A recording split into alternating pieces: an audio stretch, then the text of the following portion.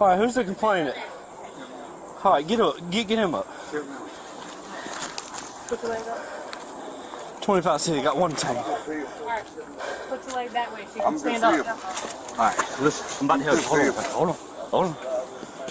All right, ready? 1, 2, 3. All right. A routine police encounter quickly turned into a disturbing confrontation when a disabled 58-year-old man was thrown face-first onto the pavement by an officer who claimed he feared a weapon. But the body camera footage revealed a very different story, one where questions about excessive force, honesty, and police accountability began to emerge. As the investigation unfolded, another officer's actions became the turning point in the case. While one officer's report raised serious concerns, another officer's decision to remain truthful helped expose what really happened that day. This incident would eventually lead to an officer losing his job and facing criminal charges. So what exactly happened during those tense moments in that parking lot? Was the use of force justified, or was a disabled man unnecessarily harmed while trying to comply? The body camera footage reveals the shocking details behind this controversial police encounter. Standing in the parking lot outside the townhouse to the ground. Hey, let me see your hands. Bert, get on the ground. Get on the ground. Get on the ground right here. Get on the ground. You, burgundy shirt, get on the ground. Over here. On the ground. On the ground. Get on the ground. Do you not listen? Get on the ground! Mr. Gaillard attempts to comply with Officer Dukes' orders by getting onto his hands and knees, but this is the moment where the tension begins. The officer claims he believed there was a possible weapon, but the situation quickly becomes controversial because Gaillard appears to be trying to comply rather than resist. This raises the central question of the case: was the level of force reasonable under the circumstances?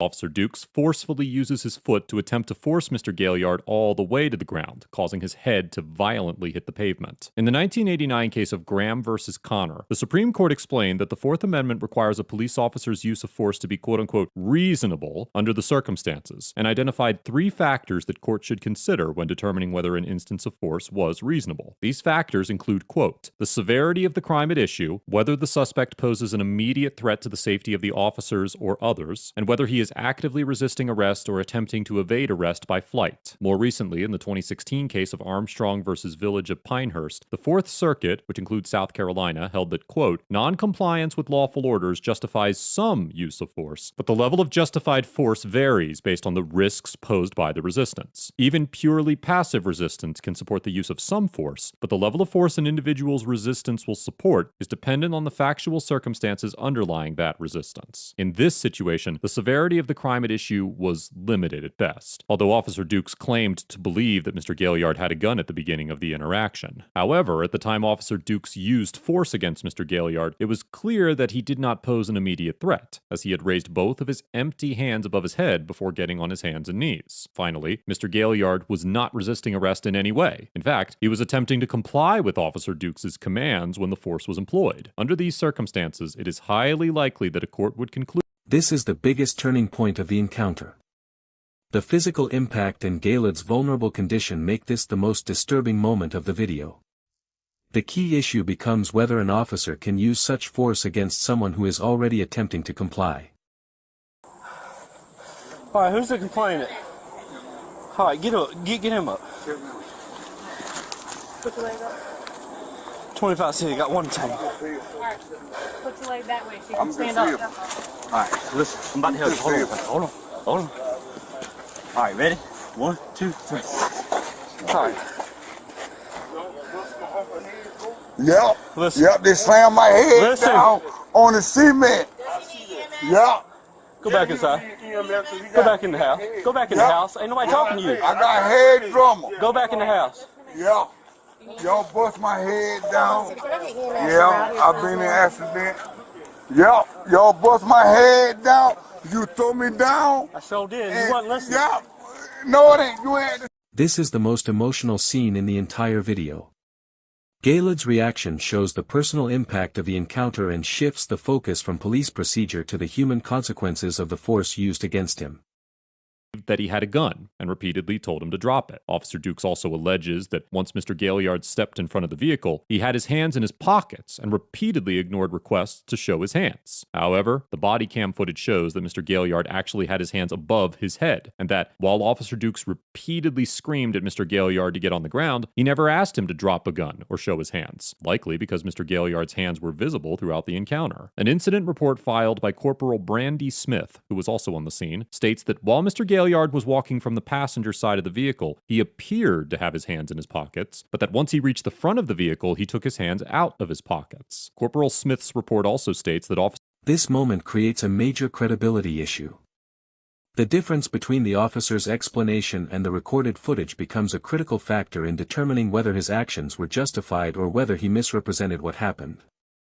he reached the front of the vehicle, he took his hands out of his pockets. Corporal Smith's report also states that Officer Dukes was giving loud verbal commands for Mr. Gaillard to get on the ground, but makes no mention of a gun or any commands to drop a gun or show his hands. It's also important to note that when Officer Dukes was reporting what happened, he did not explain the method he used to take Mr. Gaillard down. Corporal Smith's report claimed that when Mr. Gaillard did not get completely on the ground, Officer Dukes pushed him to the ground by placing his right foot on the middle of Mr. Gaillard's back. However, the incident report filed by Sergeant Aquel Polador states that Officer Dukes, quote, jumped up and stomped Mr. Gaillard on the back of his neck with his foot. Although it is unclear from the body camera footage whether Officer Dukes' foot landed on Mr. Gaillard's neck or upper back, it is certain that the version of events Officer Dukes explained to his commanding officer did not align with the body camera footage or the reports filed. This is a major investigative development because conflicting reports from officers at the scene raise concerns about transparency and accountability.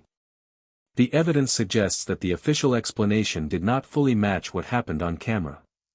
Slammed before he down in the cement. Okay. He was wrong for that. In consciousness? Yeah.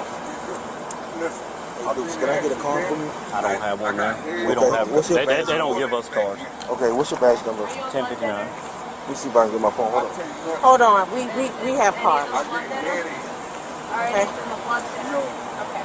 Thank Go to you. hospital? When Mr. Julian asks Officer Dukes for a business card, Officer Dukes claims they are not issued cards by their department. However, Sergeant Polador immediately corrects Officer Dukes, states that they do have cards, and provides Mr. Julian with the information he requests. This moment adds another layer to the case. Even though it is separate from the use of force incident, it contributes to concerns about accountability and whether Officer Dukes was attempting to avoid scrutiny. Public safety for immediately firing Mr. Dukes and pursuing criminal charges against him. And if there were a lower grade than an F, he certainly deserves that. Sergeant Polador gets an A+ for remaining truthful and objective throughout the encounter, ensuring that Mr. Julian was given the necessary information to follow up on the incident, and for maintaining a calm, collected, and professional attitude throughout the interaction. Although it cannot be proven with any degree of certainty, I suspect that Sergeant Polador was highly involved in the Orangeburg Department's decision to fire and charge Mr. Dukes, and the testimony that she offered in her incident report likely played a vital role in making certain that he was held accountable for his actions. Officers who witness acts of misconduct are often placed in a position where they must consider whether reporting that misconduct is worth the potential damage to their career that could arise from pursuing accountability for the actions of their colleagues. And it is all too common to see members of law enforcement justify the actions of their peers in any way they can to avoid facing the repercussions of speaking out against them. This notion was on full display in this very interaction,